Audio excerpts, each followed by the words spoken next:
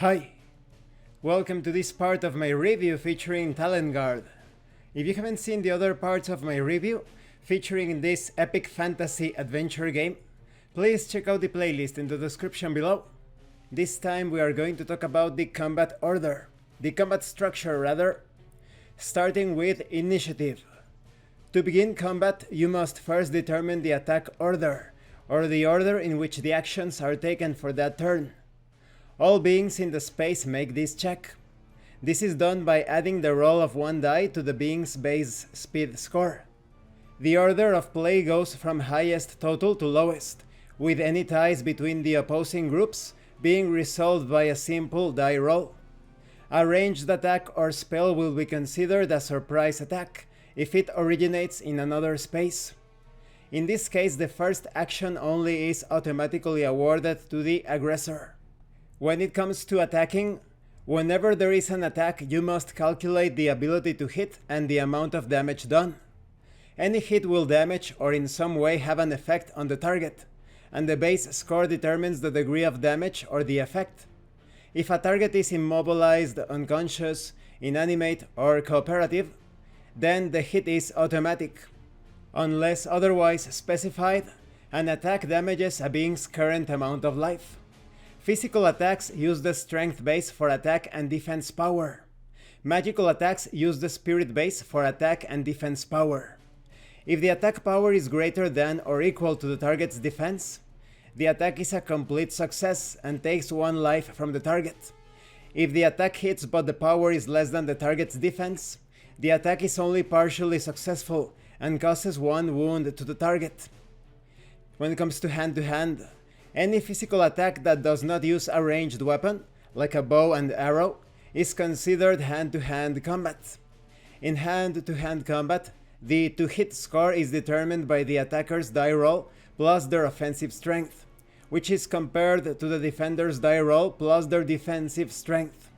If the attacker's score is greater than or equal to the defender's score, the attack hits. If the defender wants to dodge, he or she uses the defensive speed plus the roll to attempt dodging. The decision to dodge must be made before you roll.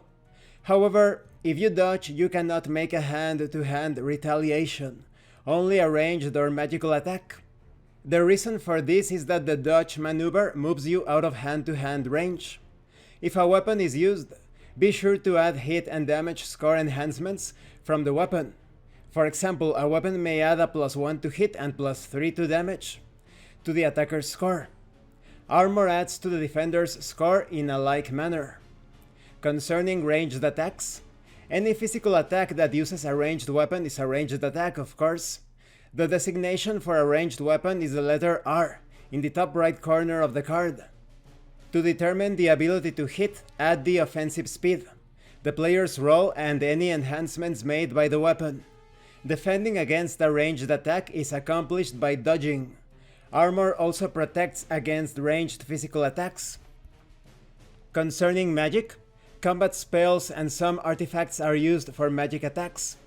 The ability to hit is the combination of the attacker's offensive spirit score plus the roll and any enhancements given by the spell or artifact.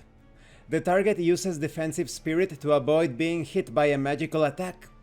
The power is determined by the spirit base plus any enhancements from the spell, and that total is compared to the defender's spirit base plus any proof enhancements. Concerning equipment, adventurers tend to accumulate equipment in their travels. There is a limit to how much they can carry though.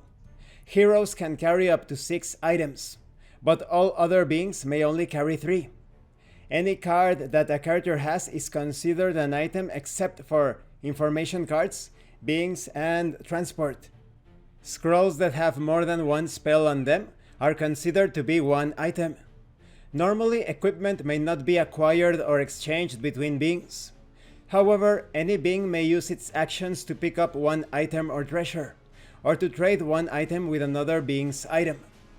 And this concludes this part of the review. In the next part, we are going to talk about encounters, edifices, and money. When it comes to combat, things can get a bit involved. It is a smooth process once you get the hang of it, but the first games, You're going to be looking at the cards, you're going to be looking at the instruction manual. It will take a bit of time to get used to it. I think that's one of the obstacles of this game. In order for gameplay to really flow smoothly, you need to play it 2 or 3 times first. Then, it's going to be a bit easier to move along. Thank you for watching this part of the review, and thank you for your likes and your comments. If you have any questions or comments, please let me know. And thank you so much to those of you that are going the extra mile to support the channel. If anyone else wishes to further support the channel, the information on how to do that will be in the description below. And remember, it is better to roleplay and fail in character than not to roleplay and fail as a player. Once again, thank you, and see you later.